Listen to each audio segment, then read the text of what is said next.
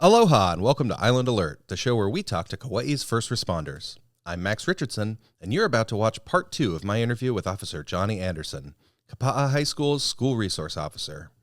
If you haven't seen part 1, I'd encourage you to check it out before you watch this one. All right, without further ado, let's start the show. The following program is a production of Hōʻike, Kauai Community Media. Island Alert was made possible in part by the Kauai Island Utility Cooperative.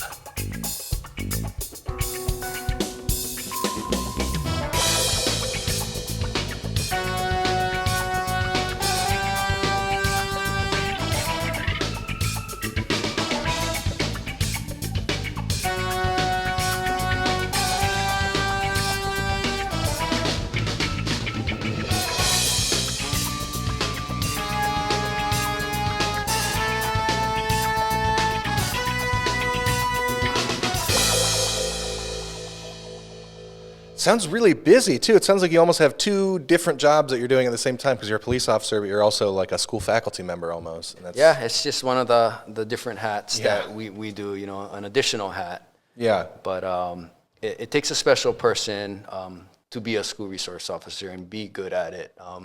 You got to be able to have that compassion and that ability to separate yourself and be in that child's, you know, try to be and see where that person is coming from. Yeah. You know, it's not black and white. This job is not black and white. There's many variables, you know, when treating incidents. But yeah. Yeah, human beings are complicated, and young human beings especially complicated. Yes. And yeah, you know, you get them at the different stages. Sixth grade to 7th grade, big difference in their temperament and just the way they act, their maturity levels. Just from 6th to 7th grade is a huge difference. We recently, I was able to participate in the Makahiki games at the middle school, and you know we would do it, you know, 6th grade first. We conduct the games with them, then we go 7th and then 8th. And you could just see, just by going through the grades, the difference in the, you know, the maturity. You know, by 7th grade, they're too cool for school, you know, don't want to get their nails dirty. They're just like, you know, just really, really different from 6th to 7th. Yeah. And I was glad to hear you say you do traffic enforcement in the mornings, too, because, man, sometimes around those schools, that traffic can be a nightmare, man. So I'm glad someone's keeping an eye on it because it can be brutal. It's the presence, you know, and my philosophy with my style of policing is, you know, I love to give a lot of warnings. Warnings are important to me, you know, and to give that person a chance, because a ticket, you know, a cell phone violation in a school zone is over $400. You know, and that to put that burden on, you know, a person, it's you know, it's something that I don't take lightly. So I always like to give that initial warning, but we have a way to check to see if that person's been warned previously, right? So, you know, you're not giving a warning to the same person 20 times. Yeah. So. Yeah, I know. I definitely, when I worked in law enforcement, I always felt like if I had to write someone a ticket or terminate someone's voyage, or if I had to take my handcuffs out of the handcuff pouch, that's almost felt like a failure on my part, because I'm like, well, you know, like I would much rather say, hey, see this, you shouldn't do this, and then they leave educated and also pleased that they didn't get in trouble, versus you have to be like, oh, I was in the Coast Guard, so it was all nautical stuff, so be like, oh, your life ring is 22 inches, it's supposed to be 24 inches, so here's a $500 ticket. You're like, oh God, I feel like such a jerk, you know, I feel like I let this guy down, and he doesn't like the Coast Guard now because I did that, you know. Yeah, so no, it reminds me of a professor I had in college. He was well decorated. He worked for the FBI. He was head security of the Venetian Hotel at the time, and just well decorated, you know, human being. And he told me that, and I always remember this, that he never had to draw his gun. He was always able to, which I find it hard to believe now, but I remember that sticking with me, that he was able to use his voice and de-escalate the situation, every single time, and didn't have to draw his weapon, in his situations. And he's had many years prior to becoming a professor. I just remember that sticking with me is him not having to draw his weapon and using his words to de-escalate situations. Yeah, that's great, stuck and with me. I think that's the sign of good policing is because you don't want to have to draw your weapon. No. What kind of situations do you find yourself helping with most often in a school setting, like from an enforcement perspective, I guess? Well, on the school level, the seriousness of the crimes are not as high. We don't, for the most part, we don't handle like very serious crimes, like murder, high assaults. It's usually low-level type crimes, a lot of truancy, tobacco product cases, that kind of stuff, bullying, which can turn very seriously. But we do a lot of low-level crimes that not always necessarily turns out to be an arrestable offense. We're able to use our discretion based on the totality of the situation.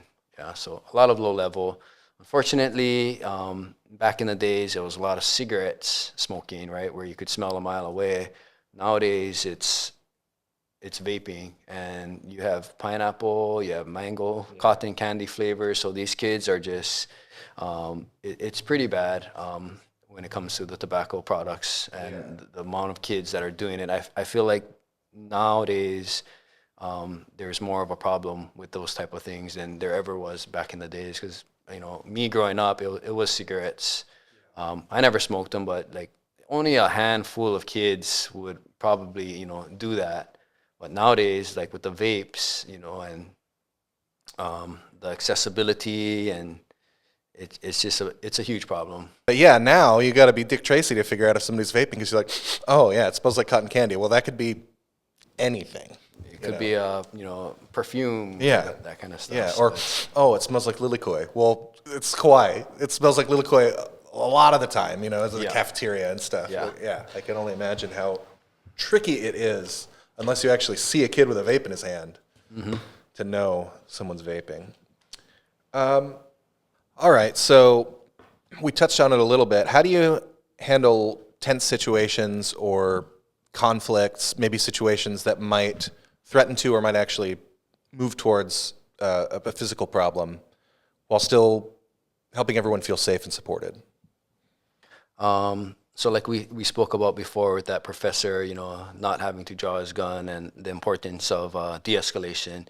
Number one, as a police officer, when we're dealing with tense situations, we're trying to de-escalate, right, by any means necessary.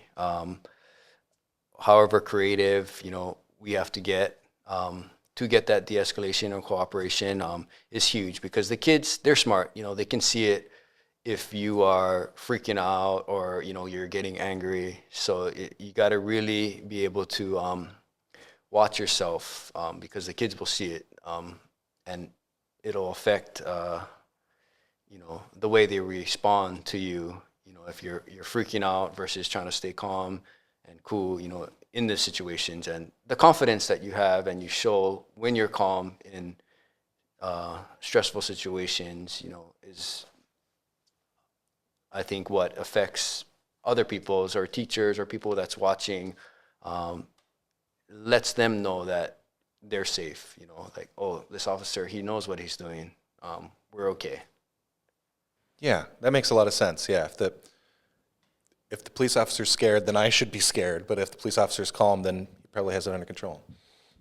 So it has a lot to do with training and how well prepared we are, consistent training to stay sharp, in any situation, And with the kids, of course, you don't really want to go hands-on, Definitely, with the kids, yeah, definitely. as Like, much as possible. that'd be like my nightmare. Yeah, you definitely want to use any means necessary. There is a situation where a student, he was special needs, but he was known for running away from the school. So I got a call from the principal saying, hey, so-and-so ran away. He's running, towards the street. So I responded from the high school to go meet with the kid. He actually had made it all the way down to Kuhio Highway, which is the main highway by then. So I found him. I parked my car, and I approached him. I said, "Hey, how's it going? What's going on?" And he was having a moment to where I couldn't speak with him. So technically, I could have grabbed him right there, put him in my car, and then call it good. But I decided at that moment that I was going to walk with him. So from Kaiau Road, a little bit past Kaiau Road, the main highway, I walked with this boy all the way to the skate park where we met his parents, and I was able to hand him off from me to his parents. We were making calls while I was walking with him. Hey, can we have the parents meet us at the skate park? And they did, and I just walked with them. That's great. Because I knew in the back of my mind, like, if I grab this kid, given his his circumstances and his mental health, that all hell could break loose. Yeah. If I were to go that route, so I was like, I could use the steps. I'm gonna walk with this boy, and we'll talk story, and we'll do it this way, and that's what I did. That's really great. And anytime you have to go hands-on, everyone has a bad day. Yes. But I can imagine that would have turned what was obviously began as a very negative experience into, at the very least, a less negative, but probably that kid's going to look back and it's a positive experience. I hope so. And we've walked and talked with Officer Anderson. Yeah. So what's something about being a school resource officer that people might be surprised to learn? Well, we kind of talked about it before, but what surprised me as a school resource officer is the different hats that we put on. Here on Kauai, I'm not too sure how they do it on other islands, but here on Kauai, school resource officer, we're actually part of the community engagement unit as well. So, like I said before, we participate in 90% of community engagement things here on the island, whether it's neighborhood watches, career days, our KPAL League, Quiet Police Activities League. We are, instrumental in making that happen. So there's very many. There is a lot of different things that we do to support the community that, people just think that a school resource officer just stays at the school and handles school things, but it goes beyond that, so we have a lot of different roles that we do to help out the community. Yeah, and I can see there's a lot of conceptual overlap there between a school resource officer and like KPAL. I could see it makes sense for the school resource officer to be involved with KPAL. There's a lot of overlap. And I know what surprised me talking to you was that you have a class that you taught. I was, wow, that's surprising. When I was in high school in California, our school resource officer just stood around in the cafeteria and made sure that you weren't littering. Yeah. We never really talked with them except at lunch, so yep. That's cool that you have a classroom that you can teach. Yes, I figured that one I took the initiative to do those classes. That's not standard SRO procedure, but for me, I was just thinking of ways that, I can engage with the kids, right? And something that I'm passionate about, right? So what I also do is for all the freshmen coming in from, the middle school, I have a class, like an introduction class with all the freshmen, 300-400 freshmen. I'll go to their classes, that way I can, meet each one of them and then explain, what I do as a school resource officer and, things that they can get into trouble for on campus. So that's like, an icebreaker for, if I hadn't had them already in my DARE class previously, because I teach DARE for the 7th graders. Oh, that's great. That's great. All 7th graders, we have a DARE class that we teach. But for the incoming freshmen, I like to do a presentation. It's a full class. I give the teachers a break, and I explain what we do as school resource officers. And if they have any questions, whether it's regarding vapes or e-bike usage, I go over, questions and answers with the kids and, introduce myself to the kids. I bet that makes a big difference. It is, yeah. So that along with the active shooter classes, that I'll tell the teachers, if you want me to come to your class and, talk to the kids about it, let me know, So one teacher just recently reached out and wanted me to teach the active shooter for her kids. That's great. And that's awesome that that you took the initiative on that. What a great idea. Yeah. And that's cool that you got to put that into practice, because I think that's valuable. Yep. So what personal qualities do you think help someone be successful in your job? Because not every person is cut out to be a police officer, and not every police officer is cut out to be an SRO. So, it's a special person that does well at it. What do you think? Well, number one, you got to love kids. You got to be, a people person. You can't be so introverted in this line of work. You got to, put yourself out there. You got to be, very honest and transparent, when speaking with the kids and the parents, because they'll know the kids, if you're faking it or not faking it, they'll see right through you. So you got to have honest intentions. You gotta wanna help the kids and see a positive future for them, and a genuine care. You really gotta care. Yeah. Well, that's heartwarming to hear you say that. It sounds like we've got the right guy as the SRO at Kapa for sure, and I'm sure, seeing you as a representative of the others, I'm sure the other schools have great SROs too. So that's great to see that KPD is, how do I word it? It's great to see that KPD is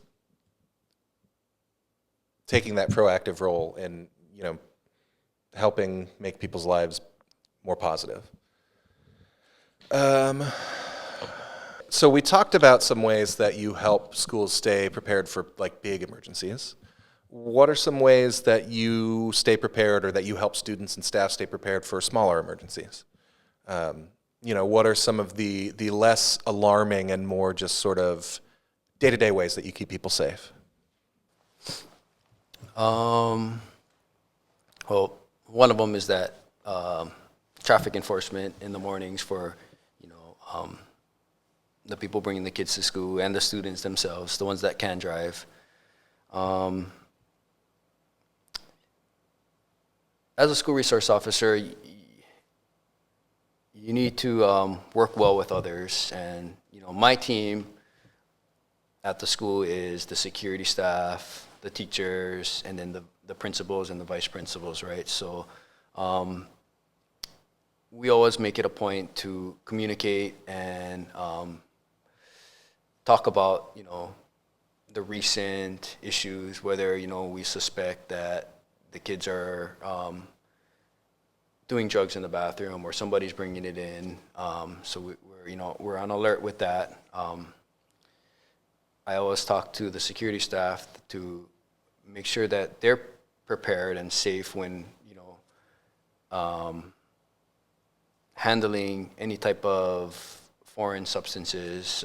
With this day and age, with the fentanyl, it's a super scary thing, that we actually have this thing, fentanyl, that can be added to, anything. Yeah. So that's one of my huge concerns that I speak with the staff, that, it could look like just a gummy bear, but, it could be laced with, fentanyl. And so we keep prepared in that, we're all certified Narcan. So the Narcan, I always tell the security to be prepared, handle things with gloves. You don't have to sniff it, just leave it be, and I'll come and handle it. Just safety procedures like that to make sure that not only the kids are safe, but the staff is safe as well, right? Because that's not always common knowledge that, you can sniff something and next thing you know, you can get contaminated. And, next thing you know, you're overdosing. Yeah, I mean, it can be rounds, lethal so right now. It can be lethal, yeah. So we've just being prepared for that kind of stuff is, you know, another thing that I do to make sure that, you know, we're safe. That's good. Yeah. Okay. So even the day-to-day parts of your job can be pretty serious and gravitic. Yeah. You know, it's important, you know, that type of stuff. So. So you've been in this role for 4 years. How have the sort of the specifics or the intricacies of your job changed in those 4 years since you first became an SRO? And maybe what kinds of things, what have you learned along this 4-year journey? Patience is huge. And, you know, prior to going into this, you know, working patrol. Well, I imagine you don't really have time to be patient necessarily as a patrol officer because you've got a lot of different stuff going on and you've got to be places. Yeah. So this one, in this role, it's a little bit more slowed down. So your ability to kind of take your time is key, actually, because you learn a lot more when you take your time and you listen, you know, to whether it's the students or, you know, the staff members to get a clear picture. And if they feel like you're actually caring and listening to them, you know, you solve probably 9 out of 10 problems by just listening carefully and making that person feel appreciated when you're talking to them. So the School Resource Officer Program, that's part of the Community Engagement Division, right? Which that division was just recently made Employee of the Month collectively, right? The whole division was made Employee of the Month. Can you tell me a little bit about that? We got Employee of the Month for a few things we did over the summer. It was a Touch a Truck event. We did our KPAL flag football league, and then we also did a junior police academy, which I was instrumental in helping that, you know, happen. Yeah, I heard that was kind of your sort of brainchild, was bringing the junior police academy back. It had been gone for a while, and you brought it back, or you helped bring it back. Tell me about what is that? What is junior police academy, and why did it go away? And tell me the story of you bringing it back. So, you know, it kind of started, I was thinking of different ways to engage with the youth, right? So we have our Quiet Police Activities League, which we have... flag football. So, yeah. Boxing. We have our KPAL League, which we have boxing, wrestling, flag football, various sporting events, right? But I was thinking, you know, like, what else can we do or have we done to, you know, make it more relatable to actually police work, right? So I was like, oh, our junior police academy.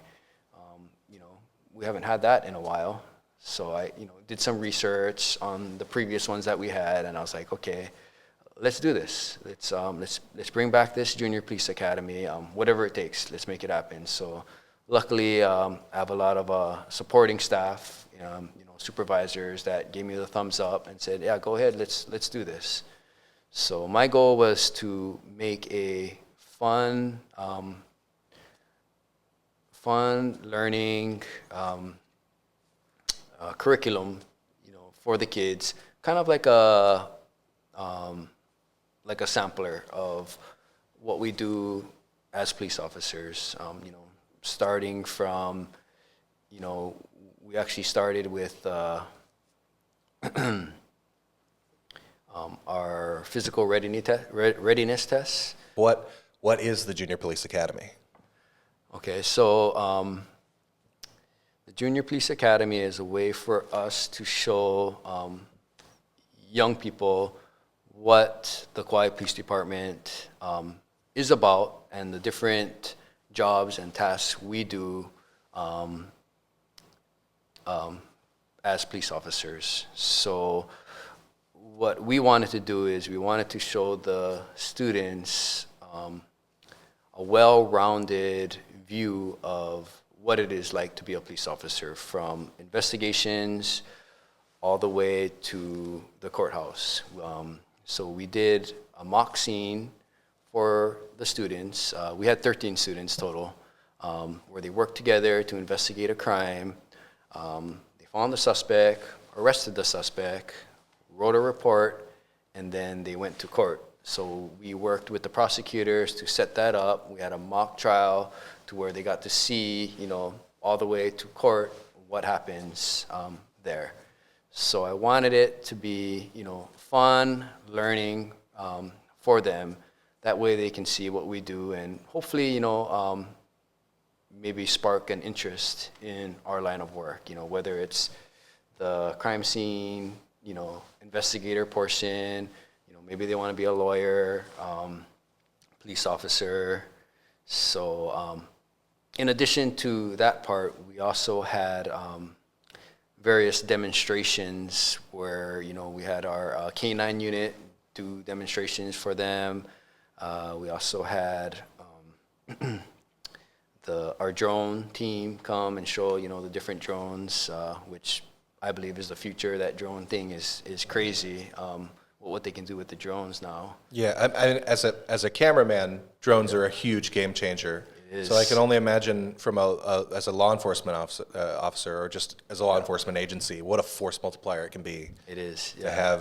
To be able to fly without having to fuel a helicopter. Yeah. So we got the kids to be able to operate the drones, our indoor drones, and we have our outdoor drones. We also took them to our shooting range, and we taught them about firearm safety, and they were able to shoot. So yeah, it was fun. I believe that it was very successful, and the kids learned a lot. And hopefully this next summer we can actually double down and do 2 junior police academies. If we have that interest there. Yeah, that'd be great. Well, next time you do one, I would love to do an episode about it. Yeah, no, it was That's awesome. cool. It was fun. The kids had a blast, and we had a blast too because we're basically showing them, Yeah. kind of a poo-poo platter of what we do. Yeah. And That's a great way to word it too, a poop platter. Poo-poo platter. Yeah. No, that's awesome. That sounds super cool. So I asked you a lot of questions today. What is something that I didn't ask you that you want to say to folks at home or that you wish I had asked you? We at the Kauai Police Department, we have a lot of good guys that care a lot. And on this small island, it really takes, and it's a common saying, it takes a village, right? And we are doing our best to make sure that we play our part in, creating that village environment so that, the next generations can succeed. I'm a good example of what can happen in this island. I feel confident that we can work together, and create a good environment for the kids so that, we can have a better future for this island. That's why I always say that, I wouldn't want to be a police officer anywhere else. This island is where I'm from and is special to me. And, I'll do whatever it takes to make sure that the kids here succeed. Well, that's awesome. And it's I think, yeah, thanks for coming on the show. I think you're a good example of why Kauai has one of the best police departments that I've ever seen. I think because it's such a small town, or a small island, it has the whole kind of county has that small town vibe. And the police officers are your neighbors and your friends. You mentioned you live in the homesteads. I live in the homestead, so we're practically neighbors. And I know I've had times before where there was a disturbance in my neighborhood. I called 911. The police officer showed up, and he was a dude I knew. and it was fun. We both kind of wanted to be like, "Oh, hey, how you doing?" But then like, "Oh, well, never mind. Obviously, neither one of us is doing great because this is happening." But yeah, I think I've lived in a lot of places. I've moved around a lot, and I think the most positive experiences and opinions I've had of a police department have been KPD. So, and I think you're a really good example of why that is. Right on. Thank you. So thank you so much for coming on the show. Thank you for having me. Thanks for chatting with me. It's been a pleasure. Well, that's our show. Officer Anderson, thank you again so much for coming on. It's a pleasure chatting with you. Tune in next time when we'll talk to another one of Kauai's professional heroes. But until then, stay safe out there. Aloha.